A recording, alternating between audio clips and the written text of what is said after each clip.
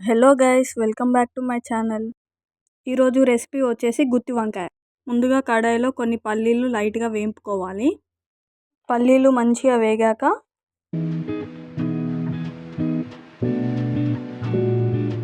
కొన్ని నువ్వులు కూడా లైట్గా రోస్ట్ చేసుకోవాలి. లైట్ గోల్డిష్ కలర్ వచ్చేదాకా రెండు వేయించుకోవాలి.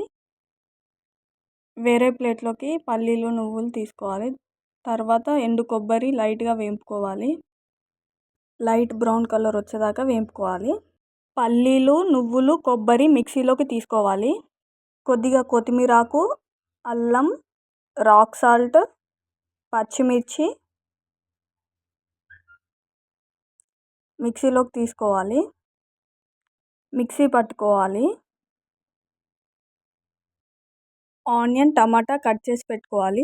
వంకాయలు 4 సైడ్స్ కట్ చేసుకోవాలి. ఏదైతే మనం గ్రైండ్ చేసి పెట్టుకున్న పేస్ట్ మనం స్టఫ్ చేసి పెట్టుకోవాలి వంకాయలో. అన్ని వంకాయలు మనం అలానే స్టఫ్ చేసి పెట్టుకోవాలి.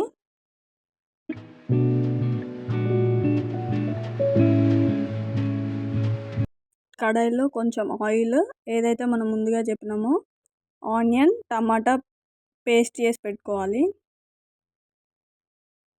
ఆయిల్ వేగాక ఆనియన్ టమాటా పేస్ట్ యాడ్ చేసుకోవాలి. పచ్చి వాసన పోయేంత వరకు కలుపుకోవాలి. లైట్గా మెంతి పొడి, తగినంత ఉప్పు, మూత పెట్టుకొని 2 మినిట్స్ ఉంచుకోవాలి. లైట్గా పసుపు, 1 స్పూన్ కారం అండి. 2 మినిట్స్ అలా కలుపుకున్నాక వంకాయలు యాడ్ చేసుకోవాలి.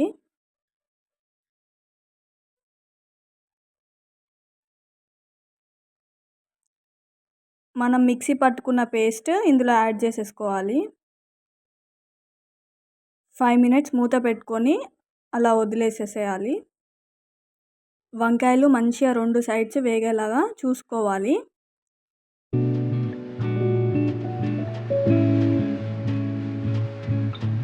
వంకాయలు లైట్గా ఉడికాక చింతపండు రసం యాడ్ చేసుకోవాలి.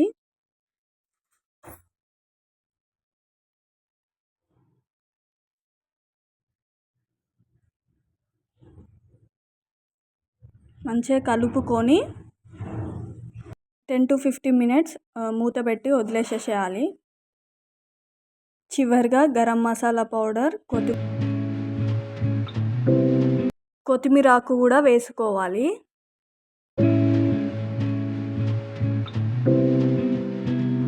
మధ్య మధ్యలో కర్రీని కలుపుతూ ఉండాలి.